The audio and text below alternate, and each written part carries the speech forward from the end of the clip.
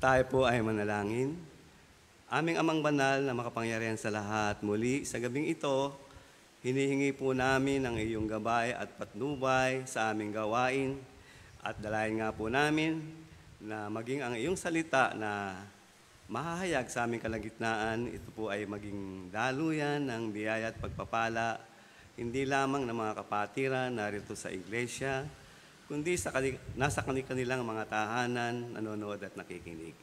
Pangunahan mo po, Panginoon, ang iyong lingkod at ikaw po ang magbuka ng aking labi at maging daluyan ito ng biyaya at pagpapala sa bawat isa sa pangangailangan naming espiritual.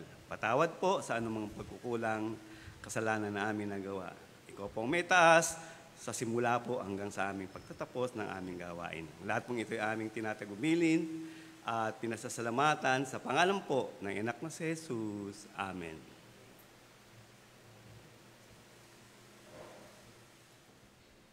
Good evening po sa ating lahat. Welcome po sa ating midweek service and prayer meeting and welcome din po sa ating online via live stream. Tama po, mabuti nga po ang Panginoon. Tayo po'y pinagsama-sama niya para magpuri sa Kanya. Tayo po'y magsitayo. Tayo po'y umawit. Shine, Jesus shine. Lord, I lift your name. Ready now.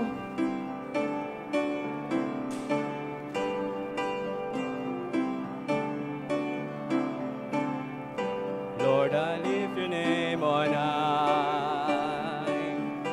Lord, I love to sing your praises. I'm so glad you're in my life. I'm so glad you came to save us. You came from heaven to earth to show the way from the earth to the cross. My debts to pay, from the cross to the grave, from the grave to the sky. Lord, I lift your name on high. Lord, I lift your name on high. Lord, I love to sing your praises. I'm so glad you're in my life. I'm so glad you came to save us. You came from heaven to earth to show the way from the earth to the cross. My debts to pay, from the cross to the grave, from the grave to the sky. Lord, I lift your name on high. You came from heaven to earth to show the way from the earth to the cross. My debts to pay, from the cross to the grave, from the grave to the sky. Lord, I lift your name on high. Lord, I lift your name on high. Amen po. Patuloy po tayo magpuri sa ating Panginoon. To God be the glory.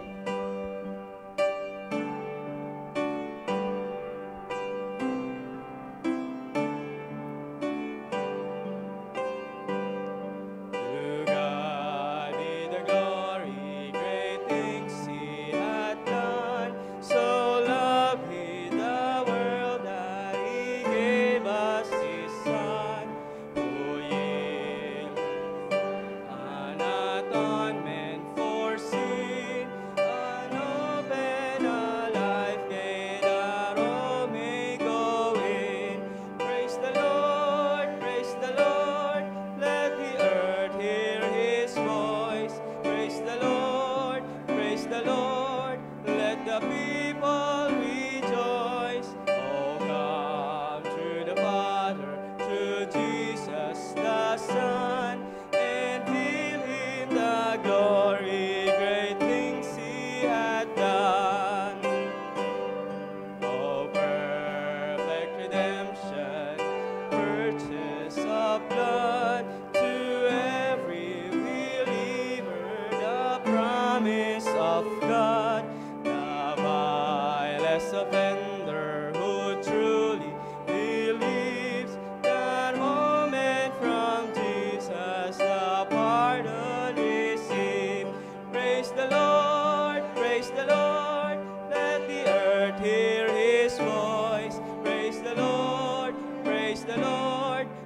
the people rejoice. Oh, come to the Father, to Jesus the Son, and give him the glory. Great things he hath done.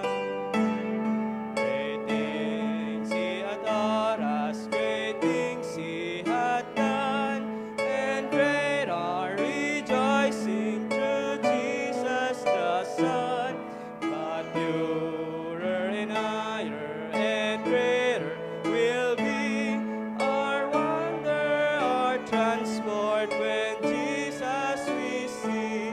Praise the Lord, praise the Lord, let the earth hear his voice. Praise the Lord, let the people rejoice. Oh, come to the Father, to Jesus the Son, and give him the glory. Great things he hath done.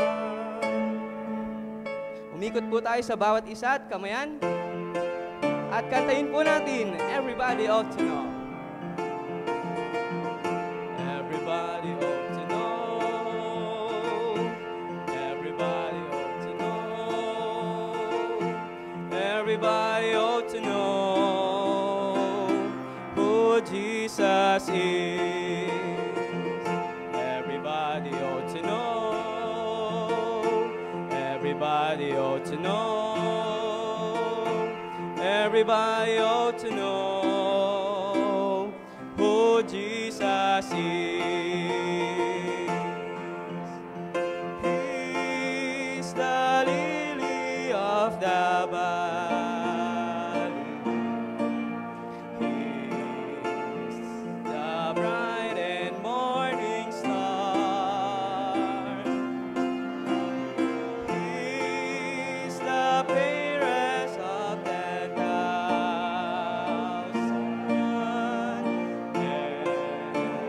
Everybody ought to know. Everybody ought to know. Everybody ought to know.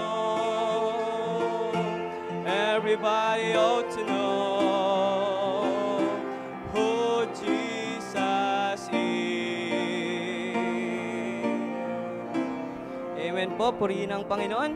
Mari na po muna tayong magsiyo po at dako po tayo sa ating announcements.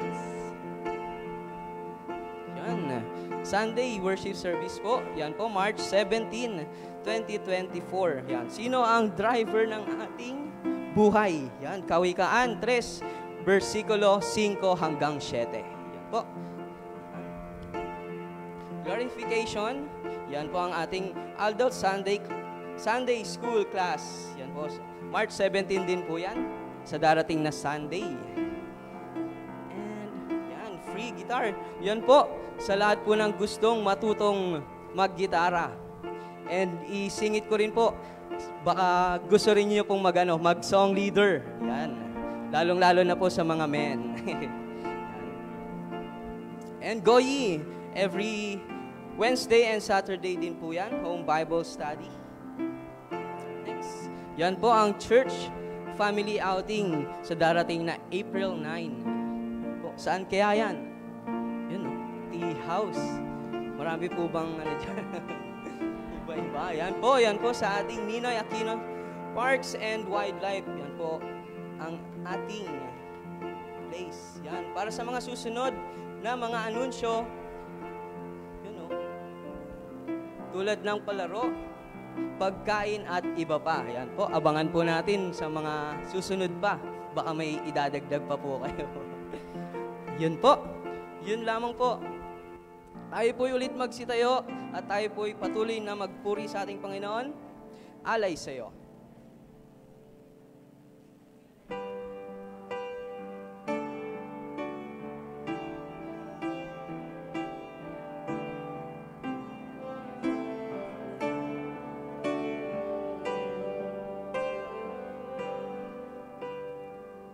Tanging angat ko'y makapiling ka.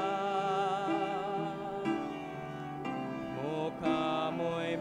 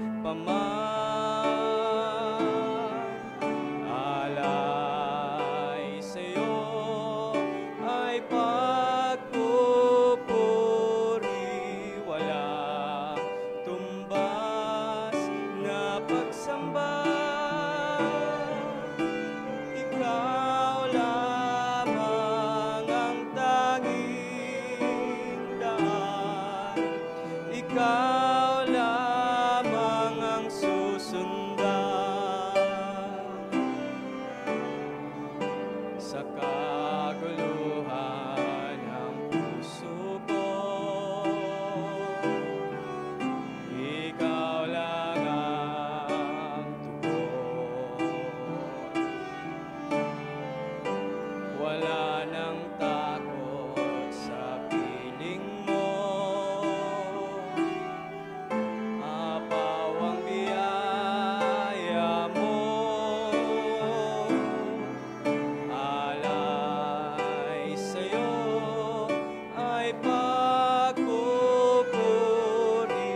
wala tumbas na pagsamba. Ikaw lamang ang tanging daan, ikaw lamang ang susundan. Jesus, ikaw nga ang dakilang Diyos, puso ko ay handog. Gawin mo lamang ng iyong lingkod,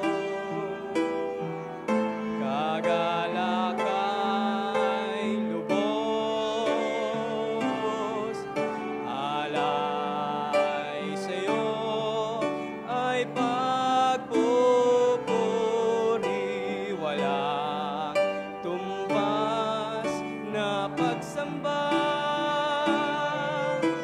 Ikaw lamang ang tanging daan, ikaw lamang ang susundan. Ikaw lamang ang tanging daan, ikaw lamang ang susundan.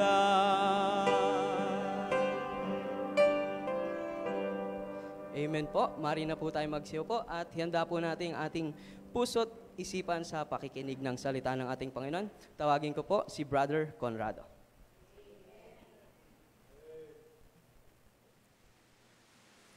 Magandang gabi po sa bawat sa atin na narito sa loob ng iglesia.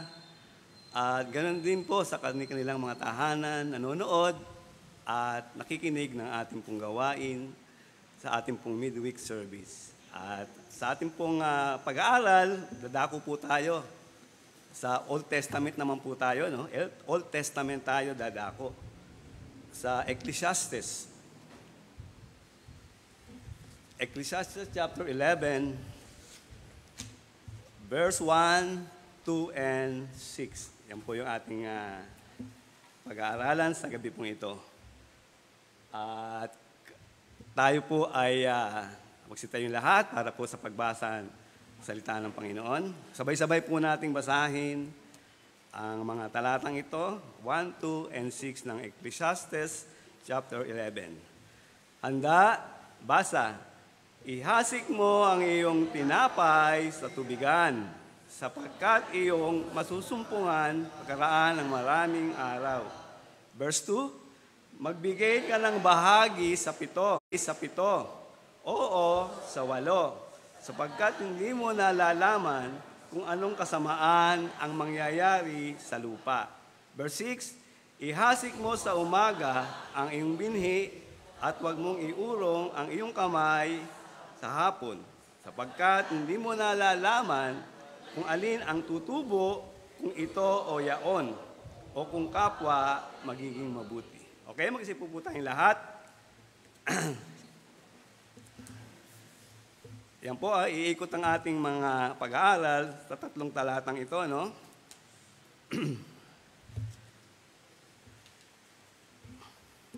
At naway maging biyaya po sa bawat isa sa atin ang ating pong pag-aaral sa gabing ito. Samantalahin ang ating pong paksa ay samantalahin ang bawat pagkakataon. Ecclesiastes chapter 11, verse 1, 2, and 6. Ayan po, dyan po ang ating pag-aaral.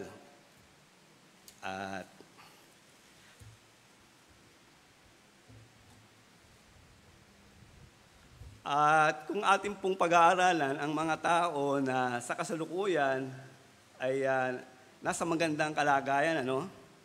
Hindi po lahat ay gano'n nagsimula. Sila po karamihan ay nagsimula doon sa pinaka mababang kalagayan o antas ng buhay o mahirap. At nung time na ako po ay bata pa, no, utos-utusan ako sa bahay, bili ng suka, mantika, kung ano-ano. Doon po sa amin, merong tindahan doon ng nung inchik. Yung inchik po, At dumating po yung panahon, na itong tindahan nito ay lumaki. Sa kasalukuyan po ay bihira na tayo makakita ng maliit na tindahan.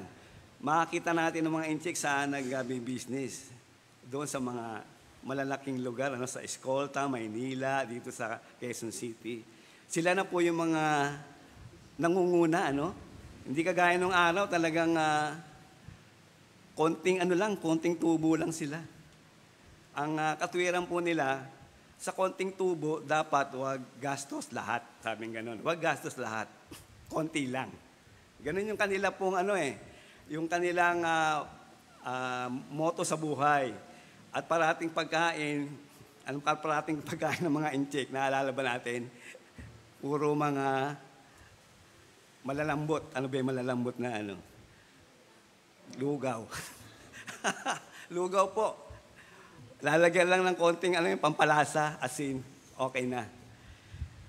Marami po nagsimula sa maliit na bagay dahil po sa pagsasamantala ng mga ika nga na sabi nga yung pagkakataon na binigay sa kanila ng tadhana o ng Panginoon. Po sila nagsikay sa buhay hanggang sila ay umasenso. Maraming ganyan, di po ba? Si Pacman, di ba? Naggaling yan sa mahirap na kalagayan. Nagtinda pa ng ng mga pandesal. Hanggang siya ay naging isang boksingero at sumikat. Ganyan po yung mga marami din sa atin na ganyan ang kalagayan. At hindi lamang dito sa atin, kundi sa buong mundo, At gusto ko pong makita natin na sabi nga, yung pagkakataon, sabi nga ay hindi parati, Kaya ito ay ating samantalahin. Akin pong pinagkuro-kuro, yung opportunity at saka yung privilege. Pag sinabi natin opportunity, kasi parati natin napapakinggan yan, kagaya ng linggo, di ba? Sisikain na, nagpatatawa dito. Yung opportunity. At sabi nga, tinignan ko yung meaning nito, Sabi diyan ay yung opportunity, yung occasion, hindi parati, O sa proper time, o sabi nga ay good chance. Yung privilege, ito pala ay isang special right o favor, o sa Tagalog, karapatan. At itong opportunity, sabi nga natin ay hindi ito parati. Hindi ito sa tuwina. Maraming mga kagaya nga rin ng isang boksingero, kung kilala natin si si Rolando Navarrete. Isang din siya, sikat na boksingero. Pero ngayon, nabalitaan ko, na lang siya. Nagtutulak ng kariton. Kita niya, hindi niya binigyan ng pagpapahalaga. Ang laki ng niyan, mga kinikita niya, hindi lamang 2, 3 beses siyang nanalo, Naging champion pa nga siya, di ba? Pero hindi niya pinahalagahan. At sa atin po, pag-aaralan natin, ay mayroong 3 bagay na ating pong atitingnan sa ating pag-aaral. Unang-una nga po, sa bawat talata dito sa ating binata, yung sa bandang unahan lang, sabi nga ay isagawa. Isagawa agad ang mabuting pagkakataon. Isagawa ka agad. Sabi nga sa verse 1, unang bahagi, ihasik mo ang iyong tinapay sa tubigan. Verse 2, magbigay ka ng bahagi sa 7 o sa 8. At sa verse 6, ihasik mo sa umaga ang iyong binhi at huwag mong iurong ang iyong kamay sa hapon. Ayan po. Kaya nga, sa ating pag-aaral po, gusto kong makita natin na yung mga pagkakataon na ito, kung sa atin ay darating, ay wag po natin itong ipagpaliban. Kung ating magagawa ngayon, gawin na natin. Huwag na nating pagpabukas. Gawin na natin kaagad. Sapagkat sa Ephesians 5:16, di ba? Ano sabi sa Ephesians 5:16? Ito parati nating napapakinggan to, yung mga talata na ito. Sabi diyan, na inyong samantalahin, sabi diyan, ang panahon. Sapagkat ang mga araw ay masasama. Totoo po yan. Hindi natin alam ang mangyayari bukas. Kaya nga kung naalala natin si Santiago, di ba? Sa James chapter 4, yung tungkol sa paghahayo, pagninegosyo. Ang sabi niya, ang buhay daw natin ay parang usok lang. Sandaling lumitaw, nawawala. Kaya, hindi natin pwedeng, sabi nga, ipagyabang yung araw ng bukas. Hindi natin pwedeng bilangin na yung itlog na maging sisiw. Kailangan ito ay nasa kalooban. Unang-una nga po ng Panginoon. Tingnan natin yung banggit ni maganda po yung bahagi na yon. Ito napag-aralan na rin natin to, at hindi lang sa akin, kundi sa iba pang mga na preachers, na inyo pong napapakinggan. Tingnan po natin sa Santiago, chapter 4, 4:40. Yung bandang unahan, sabi rito, wala natin dyan, hindi ito na dyan. Sabi rito sa 13, magsiparito ngayon. Kung nagsisipagsabi, ngayon o bukas, ay magsisiparoon kami sa gayong bayan at titira kami doong 1 taon at mangangalakal at magtutubo. Sabi rito sa 14, ngayon nga hindi nakakaalam na mangyayari bukas, ano ang inyong buhay. Kayo nga isang singaw na sandaling panahon ay lumilitaw at pagdakay napapawi. At sa verse 15, sapagkat ang dapat ninyong sabihin ay kung loloobin ng Panginoon. Ay mga bubuhay kami at gagawin namin ito. Kasi sa bandang unahan niya, sabi niya, pupunta sila sa ibang bayan para magnegosyo Kikita doon. Binibilang na kagad nila yung kanilang magiging tubo. Pero hindi nila alam na hawak ng Panginoon ang ating mga buhay. Kaya isagawa agad, yung una, isagawa agad ang mabuting pagkakataon. Huwag ipagpaliban ang magagawa ngayon. Ang mabuting pagkakataon ay hindi sa lahat, sabi ko nga, ng araw. Hindi sa lahat ng araw. Kaya, samantalahin natin yun. Ako nga, naalala ko tuloy nung time na nagpabahid ako sa kumpanya, ang laki. Malaki nakuha ko. Kulang-kulang 1 milyon. Wala na akong inisip kasi binata Binata ako. Sige, pautang, utang dito, utang doon. Gastos dito, gastos doon. Kung anong gusto kong bilhin, sige. Dumating ilang panahon, unti-unti, nawawala yung aking nakuha doon sa aking trabaho. Kaya kailangan talaga pala, sabi nga sana yung nakuha mo, pinagpagawa mo nitong bahay, pinaupahan mo. Kasi wala pa naman akong pamilya. O kaya ilagay mo sa isang business. Hindi po ganun ang nangyari.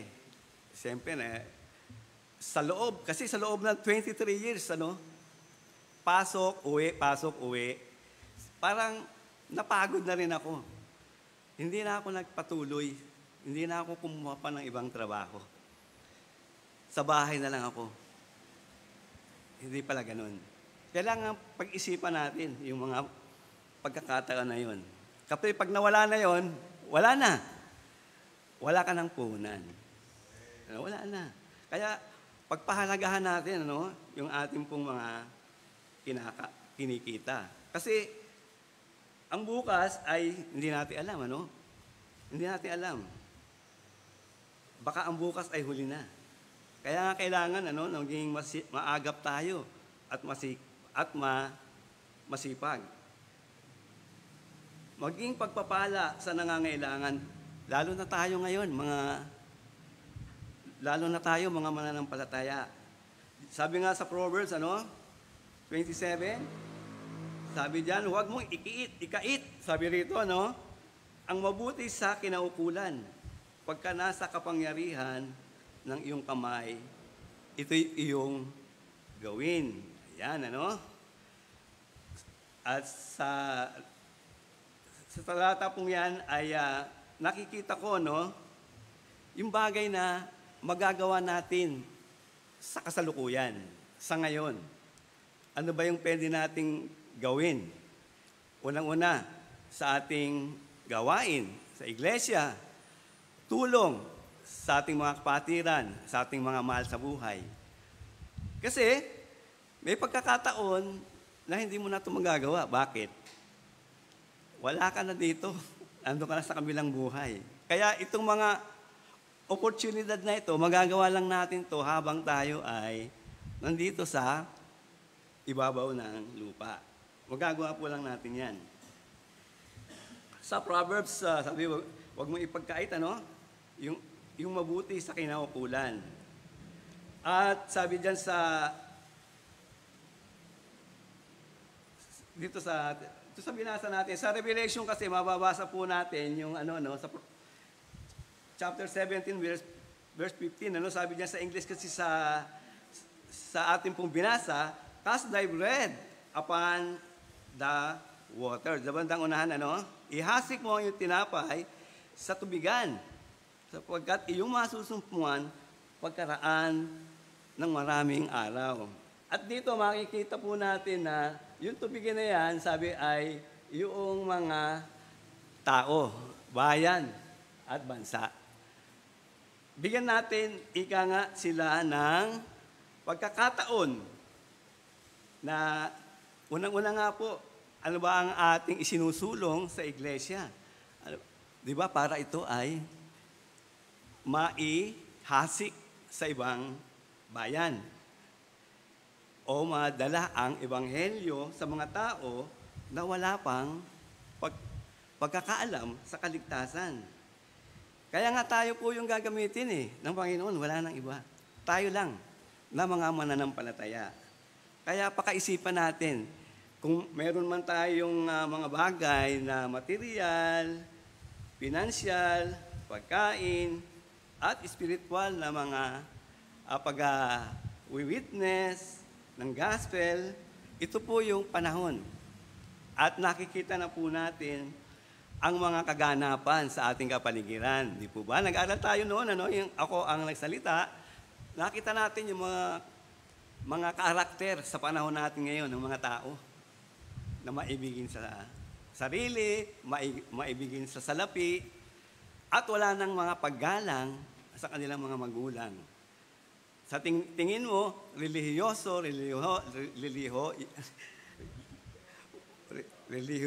di ba? Makikita natin. Pero, yung buhay ay walang pagbabago. Pagdating sa bahay, meron ako sa amin noon ng araw, kapitbahay namin, halos araw-araw yan, pupunta ng simbahan. Ngunit yung bibig, kung ano-ano ang lumalabas. Dito po sa, yung 1 John 3:11 to, sabi diyan, dadapot ang sino mang mayroong mga pag-aari sa sanlibutan ito at nakikitang ang kanyang kapatid na nangangailangan at dooy pagkait ang kanyang awa, paano mananahan ang pag-ibig ng Diyos sa kanya. Kapareho dito ng James chapter 2, verse 14 hanggang 17, na doon makikita natin talaga ang bunga kung isang tao ay merong saving faith o siya ay ligtas. Merong pagbabago sa kanyang kalooban. Yan, Alam ko na tayo naririto ay tunay na nakakilala sa Panginoon at mayroong bunga.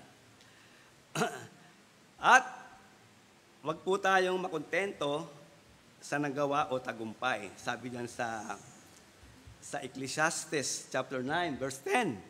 Ano po yung sinasabi? Sabi diyan, anumang masumpungang gawain ng iyong kamay, gawin mo ng iyong kapangyarihan, sapagkat walang gawa, ni kathaman, ni kaalaman man, ni karunungan man,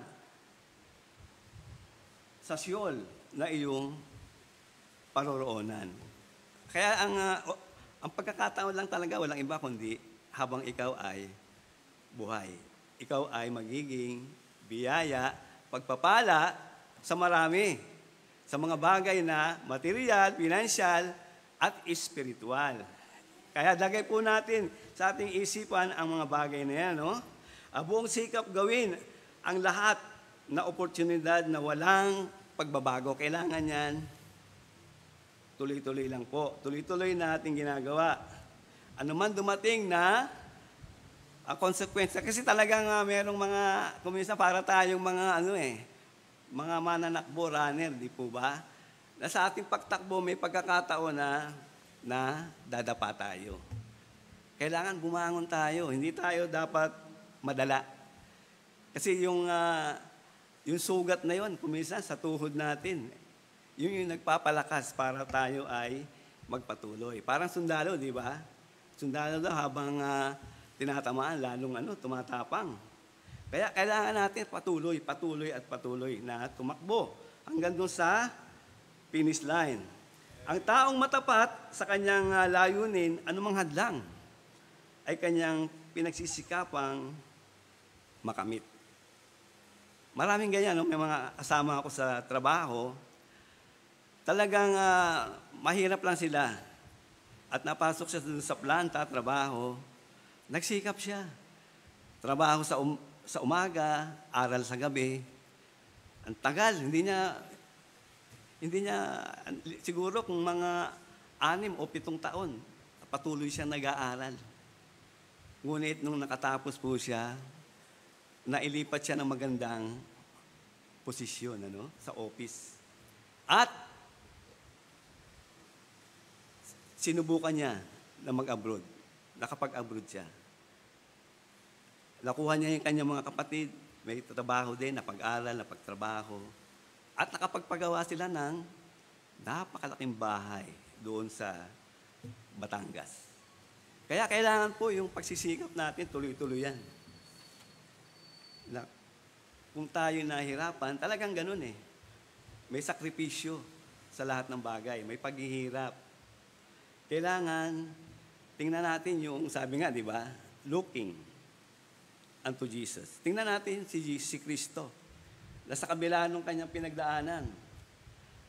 Hanggang dun sa langit, natamo niya yung tagumpay. Kaya tayo, ika nga, narito, at hindi lang tayo, kundi yung maraming mga naligtas. Gawa ng ating Panginoon. Pinagsikapan niya. Di ba siya rin ay lumuha siya? Nagpawis siya. Sabi, parang dugo na. Kasi nakita niya yung mangyayari sa kanya. Kaya nga, sabi niya sa kanyang ama? Panginoon, sabi niya gano'n, aking ama, kung maaari, lumagpas sa akin ang saro na ito. Kasi nakita niya yung paghihirap na pagdadaanan niya. Ngunit, sabi niya, hindi ang aking kalooban, kundi ang kalooban mo ang masunod. Kaya, isang magandang halimbawa yung iniwan sa atin ng ating Panginoong Hesus. Kaya nga masasabi niya na siya ay sundan. Tularan, gayahin yung kanyang mga halimbawa sa atin. Kaya nga si Pablo, di ba? Pinagmamalaki ni Pablo ang Panginoon. Ano sabi niya? Sundan niyo ako sapagkat ako'y sumusunod sa Panginoon. Di ba? Maaring tayo, maaring lumihis ng hindi kagaya ng ni Pablo, pero kung yun ang ating target, ay sigurado na sa kabila ng maraming mga pagbaksak, ay babangon tayo. hanggang marating natin yung finish line. Huwag tayong makontento sa nagawa o tagumpay. Kaya nga kung ano yung masumpungang gawain ng ating kamay, gawin ng iyong kapangyarihan. Gawin natin ang buong lakas, husay, ang mga gawain na yan. Walang gawa na ron eh. Pag tayo namatay, pag nilibing na tayo eh. At ang gawain, wala ron sa taas eh. Dito ang gawain. Sa ibaba, dito lang sa lupa. Buong sikap natin po, sikap, parang mananakbo, di ba? Doon sa yung, napanood ko yung sa Olympic, yung mga tumatakbo talaga, yung mga 400 meter dash. Kita mo, ipinopokus, yung slow motion. Talagang yung mga mukha nila, gawa ng sa tindi ng takbo nila, yung paninindigan nila na manalo, pakaiba na yung kanilang itsura. Sana gawin po natin ang buong sikap. Huwag lamang na ginawa natin, nagawa, natapos natin, kundi patuloy. Huwag tayo makontento dun sa nagawa na. Kaya ito yung binanggit nga dito, no? Na tayo ay, ano sabi? Ihasik mo ang iyong tinapay. Sa verse 2, sabi, magbigay ka ng bahagi sa 7. Kasi yung 7, perfect number yan eh. Pero huwag ka masiyahan doon sa perfect number na yan. So 8. Sapagkat hindi mo nalaman kung anong kasamaan ang mangyayari sa lupa. Kaya yung mga nagtatanim, siyempre nanonood din tayo, yung mga nagtatanim sila, hindi lang isang butil eh. Kunyari, yung mais, may butas, 2, 3. Kasi hindi nila alam kung alin ang tutubo doon sa binhi na yun. Kaya sa atin, ganun din, ganun din po yung atin. Pangalawa, sa panahon man o di sa panahon. Ayan, napakinggan na natin to dyan, Sa panahon man o di sa panahon. Sa verse 6 yan, sabi, ihasik mo sa umaga ang iyong binhi at huwag mong iurong ang iyong kamay sa hapon.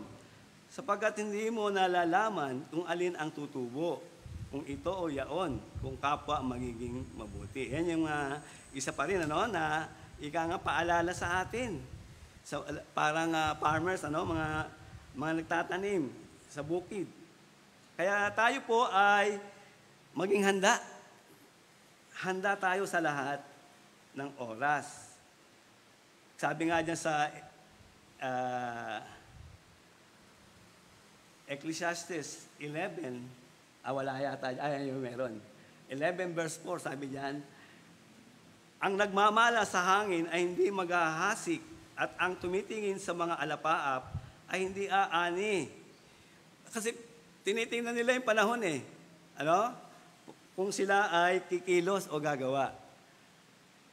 Kung i-convert natin to sa ating Christianity bilang mga mananampalataya, sabi nga ni Pablo, tayo ay mangaral sa panahon man o di sa panahon.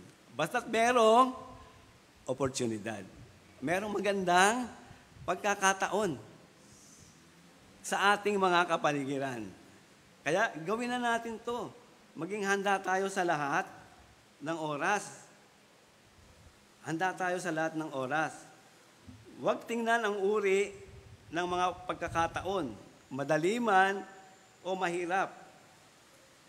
Uri ng tao na haharapin. Kasi gano'n, kuminsan, ako noon talagang bago pa lang ako, tinitingnan ko yung tao bago ko mukhang may pinag-aralan to. Baka debatehin lang ako nito. Wala akong alam. May mga pagkakataon na gano'n eh. Pero ang Panginoon sa biyaya niya, kaya natin na ibahagi ang salita ng Diyos sa kanino man. Tandaan natin yan. Lalo na tayo na matagal nang mga mananampalataya, inaasahan ng Diyos na tayo ay kikilos at magagamit po niya. At kung tayo po'y nangihina, humingi tayo sa Diyos ng lakas na maisagawa ito sa ating pang mga gawain o sa ating pong paghahayo upang mangaral, dalhin ang mabuting balita. Maging sa ating pong sa mga mabigat na desisyon. O gawin ayon sa kalooban ng Diyos. Parati tayo doon nakasentro, doon sa kanyang salita at sa kalooban niya. Kasi mahirap kuminsan talaga, di ba? Merong bagay na nagagawin tayo na kung minsan, hindi na natin ito kinukonsulta sa Diyos. Sa sarili na lang natin. Kung minsan naiinip na tayo sa pag-iintay. Parang sila Abraham, si Sarah, di ba? Di ba? Ilang taon na si Abraham, bago sila nagkaanak, si Sarah, lipas na sa panahon. Ano ginawa nila? Kumuha siya ng di ba? Para magkaanak sila, gumawa na ng paraan. At ngayon, yan yung naging dahilan para yung paligid ng Israel, mga Palestinian, kalaban nila. Hindi naman naiiba yun. Galing din kay Abraham yun. Kaya tayo, huwag tayo pabigla-bigla sa ating pong mga pagdidesisyon. Maging maliit man yan o malaking bagay, ikonsulta natin sa Panginoon. At kung ito man ay tiyak tayo, walang pag-aalinlangan, sa pagtupad ng mga magandang pagkakataon na maisagawa ang kalooban ng Diyos. Ayan po, kailangan natin yan. Kailangan po natin yan. Di niya pinalalampas ang pagkakataon, lalo na kung di niya ito ay biyaya sa mga nangangailangan. Yun po yung ating bahagi. Kaya kung minsan may mga biyaya na dumadating sa atin na malaki, pero may purpose pala ang Panginoon. Doon sa mga tao na sa ating kapaligiran o sa ating pamilya. Kaya, yung isa-isip po natin, bakit ako nagkaroon ng ganito? Biyayang ganito. Merong kang pagbibigyan. Merong biyaya para sa iba. Hindi lamang para sa sarili natin. Walang pag-aalinlangan po. Di niya pinalalampas ang pagkakataon, kahit na maliit na bagay. Yung sa mga lang, di ba? Yung mga nagkukuha ng mga basura, kagaya kanina, araw-araw nangunguha ng basura O, sir, wala bang dyan kahit tubig? Meron, sige, meron tayo dyan. Yung kahit na mga ganung bagay lang, di ba? Malaking tulong na yun. Makakita, ika nga na open ang iyong kalooban. Yung iba naman, pag yung marami kang mga basura, sir, wala bang kahit barya? Yung mga ganun yung mga O, sige, ito, Kaya, hindi ka mahirapan pag meron kang ipadadampot na isang bagay. Lalo na pag yung mga sanga-sanga, yung mga kahoy na malaki.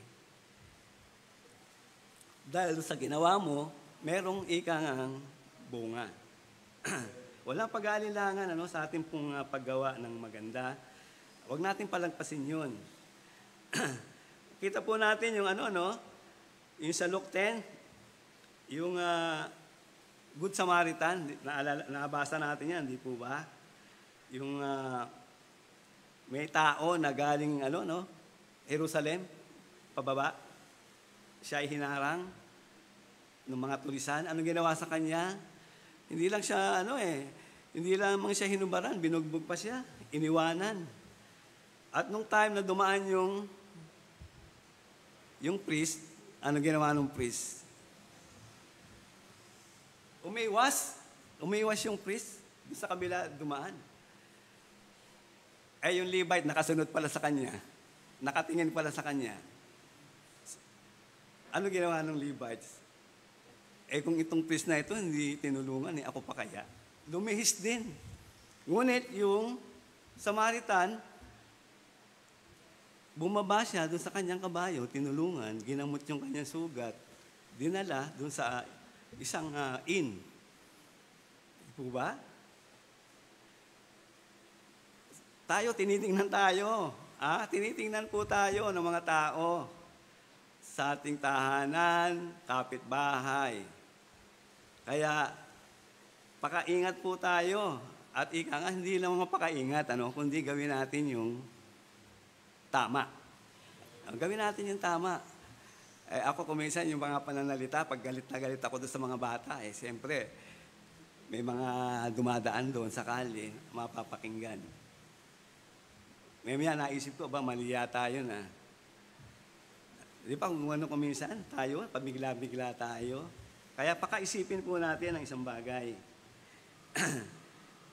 Ang mga sandali ay lilipas at sa bawat pagkakataon, tayo'y makabahagi at madala ang pangunahing mensahe ng Panginoong Hesus. Yun yung layunin ng Diyos sa atin, ano? Lahat tayo na mga mananampalataya. Meron tayong bahagi sa pagbabahagi. Yan yung pinaka-ano nga, doon sa Lucas, ano din, ano bang 19 ba yun, 16, yung ibinigyan yung 10 ng mina. Go and business. Binigyan sila tig-iisa ng mina. At sabi, gawin yung punan. Di ba, mayroong bumalik, kumita, ganyan, ganito, tumubo. Pero yung isa, anong nangyari? Hindi niya po ginamit. Hindi niya ginamit. Ibinaon niya. Ibinaon niya sa lupa. Ibig sabihin, dito lang niya nga inilagak. Ano mang bagay yun, hindi natin alam, ano? Pero tayo talagang hinihingan tayo ng Panginoon yung pinakamahalagang mensahe para sa mga tao na sa kadiliman ng kasalanan. Okay, pangatlo po, may bunga o biyaya mula sa Diyos. Verse 1, yun, lahat ng talata na yan na ating binasa, no? Ihasik mo yung tinapay sa tubigan sapagkat iyong masumpungan pagkaraan ng maraming araw. Magbigay ka ng bahagi sa 7 o sa 8 sapagkat hindi mo nalalaman kung anong kasamaan ang mangyayari sa lupa. Ihasik mo sa umaga ang iyong binhi at huwag mong iurong ang iyong kamay sa hapon sapagkat hindi mo nalalaman kung alin ang tutubo, kung ito o yaon o kung kapwa magiging mabuti. Hindi sayang po ang ating ginagawa sa bawat pagkakataon na dumaraan sa ating buhay. Parang ano rin yan, pagninegosyo. Ano? Ano ba ang pagninegosyo? Ito po ay isang sabi nga ay risk, panganib, at saka sabi nga natin ay opportunity. Yung iba natatakot, di ba? Pag yung nag-business, nalugi, wala na, tigil na. Pero yung iba, kahit na ika nalugi, patuloy pa rin. Papatuloy pa rin siya. Ganun po yung itinuturo sa atin, ni Solomon.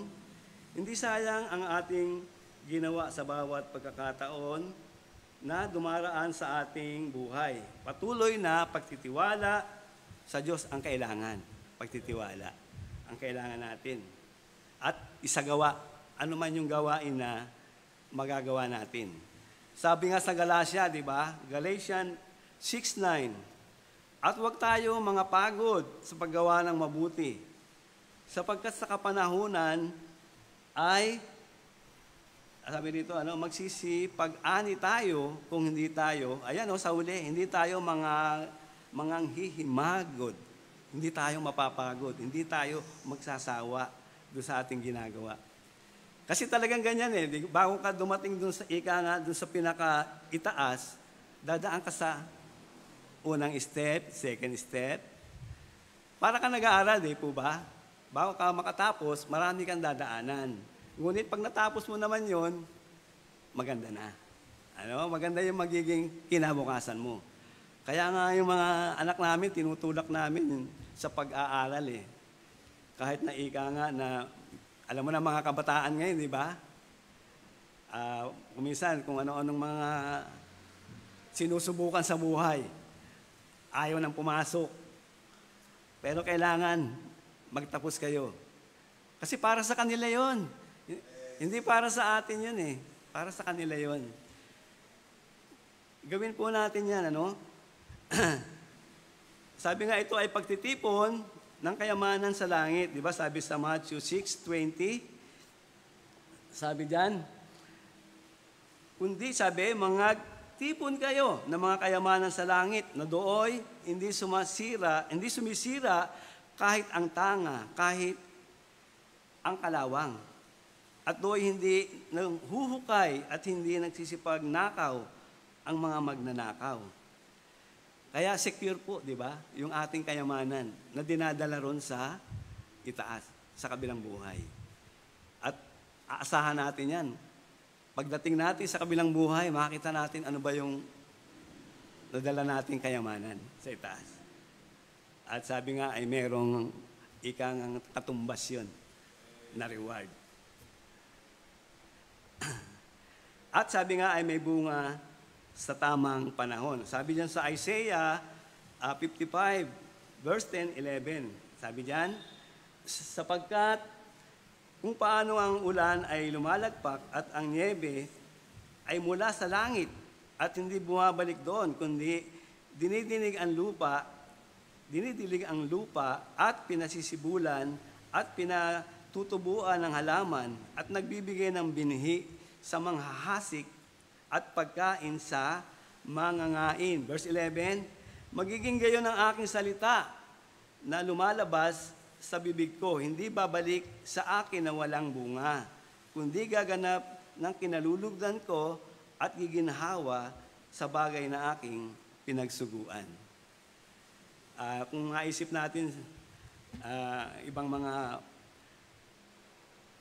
pagkakataon sa buhay natin, dapat tingnan natin po, ano ba ito? Gawain na ito. Mahirap to. Hindi ko magagawa. Wala akong alam dito eh. Hindi ko kaya. Nahihiya ako eh. Sa una, ganun po eh. Pero gumagawa ang Panginoon. Gumagawa ang Panginoon sa atin. Kumikilos siya. Bakit? Kasi meron tayong mga gawain na ipinatong, inilatag sa ating balikat na dapat nating gawin.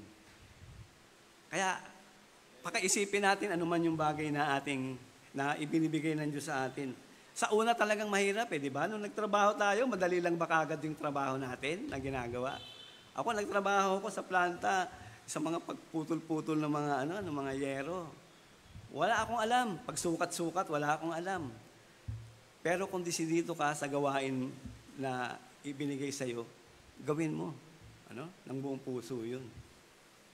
Kaya nga tumagal ako doon, 23 years. 23 years na yung mga kasabayan ko, wala pang 3 taon. Wala na.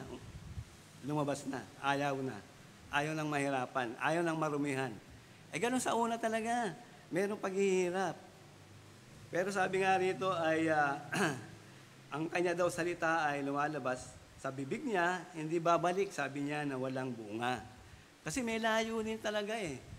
Yung mga ginawa natin, yung ating paghahayo, pagbibigay ng tracts, yung ating pag-witness sa mga tao, pagba-Bible study, tingin natin walang kabuluhan yan eh. Ngunit, huwag tayong tumingin agad sa kasalukuyan. Tingnan natin, patuloy tayo habang mayroong mga tao na nakakausap tayo. Magtanim tayo. Kaya sabi nga, hindi natin alam kung alin yung magbubunga eh. Huwag tayong makontento lang dun sa iilan. Huwag tayong makontento dun sa ginagawa natin ngayon. Basta't may kakayanan tayo, gawin natin. Lalo na yung mga may kalakasan pa tayo. Kasi pag umina na tayo, wala na. Wala na. Hindi na tayo makakalakad.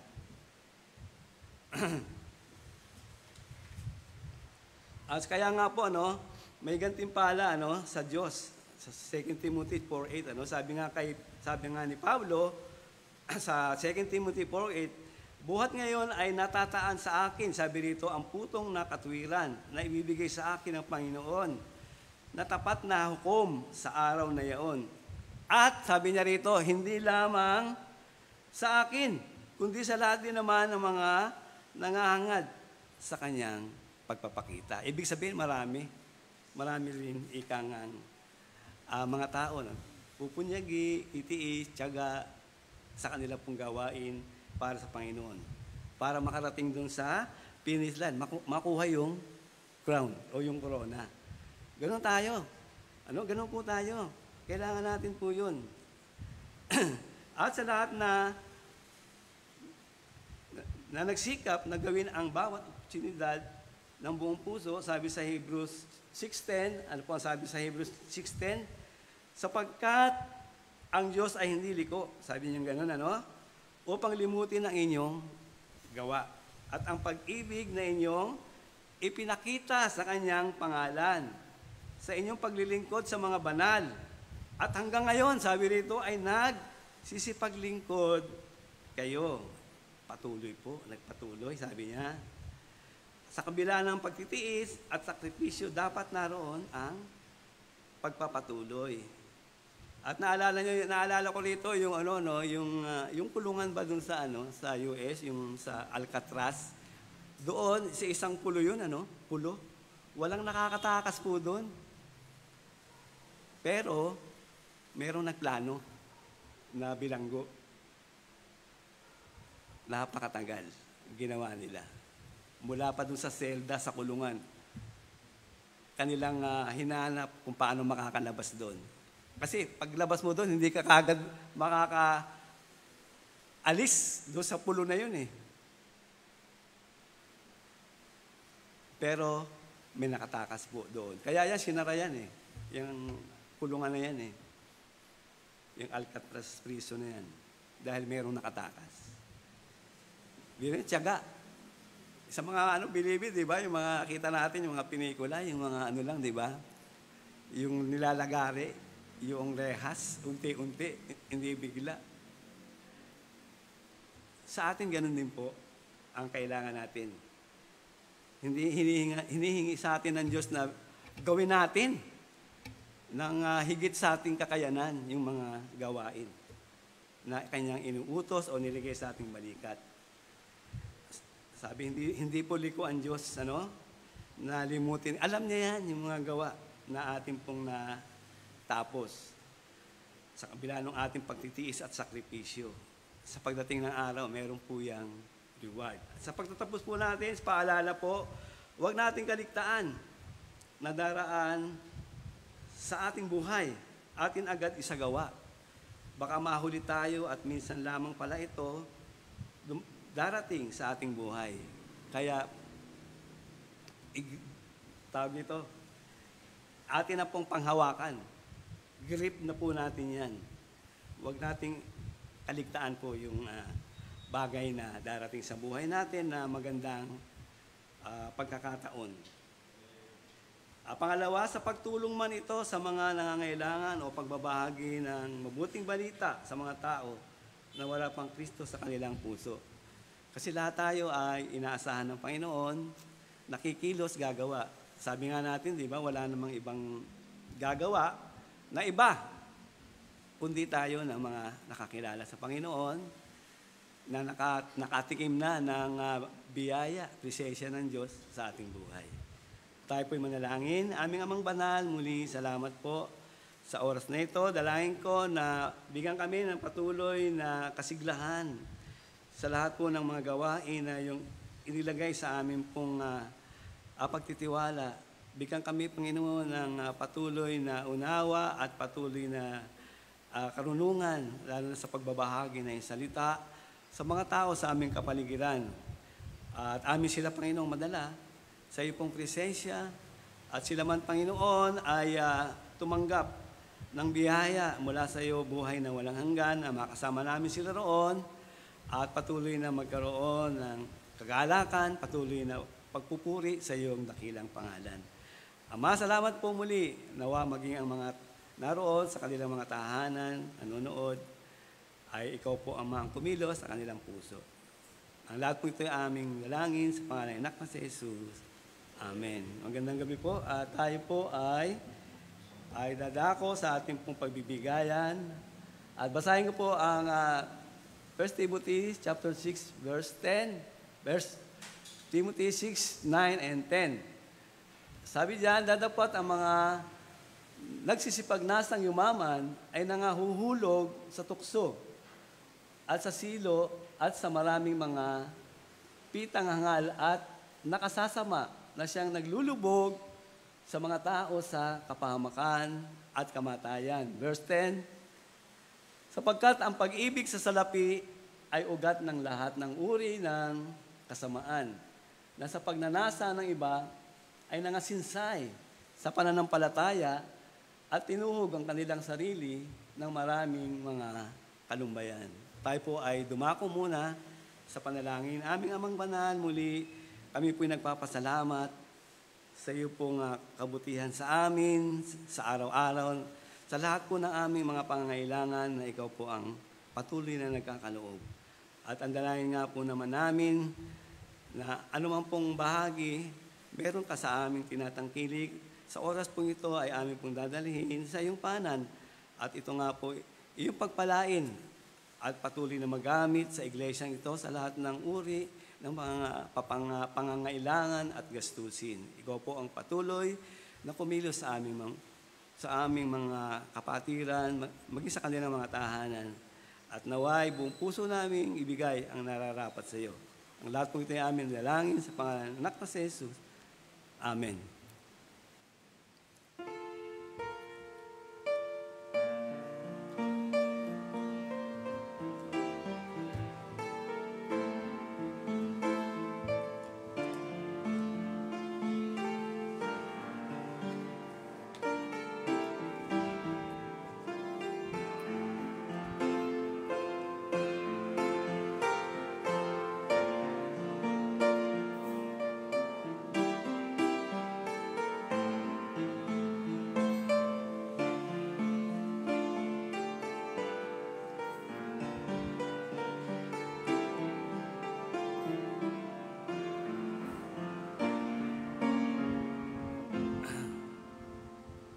Ama, salamat po muli sa nalikom na salapi sa gabing ito. Salamat sa bawat kapatiran na patuloy bukas hindi lamang ang kanilang puso, maging ang kanilang palad sa pagkakaloob. At dalayan nga po namin, pangunahan, bawat isa at patuloy na bigyan ng kalusugan, kalakasan at patuloy na pag-iingat sa araw-araw na kanila pong gawain. Ikaw po ang maitaas at maluwalhati sa aming nagawang pagbibigayan na ito sa pangalan ng Anak na si Jesus. Amen. Tayo po ulit magsitayo para sa huling awitin, Find Us Faithful.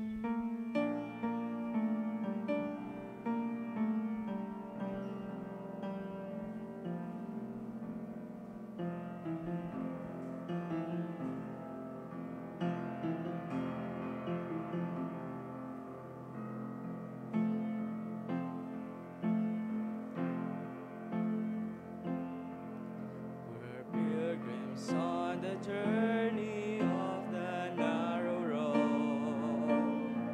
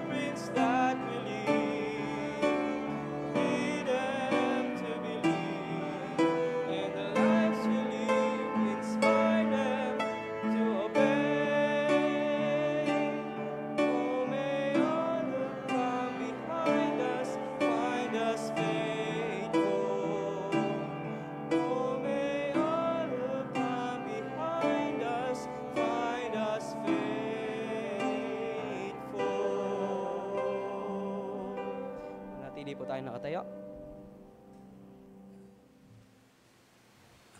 Para po sa ating pagtatapos, tayo po ay dumulog sa Panginoon upang magpasalamat.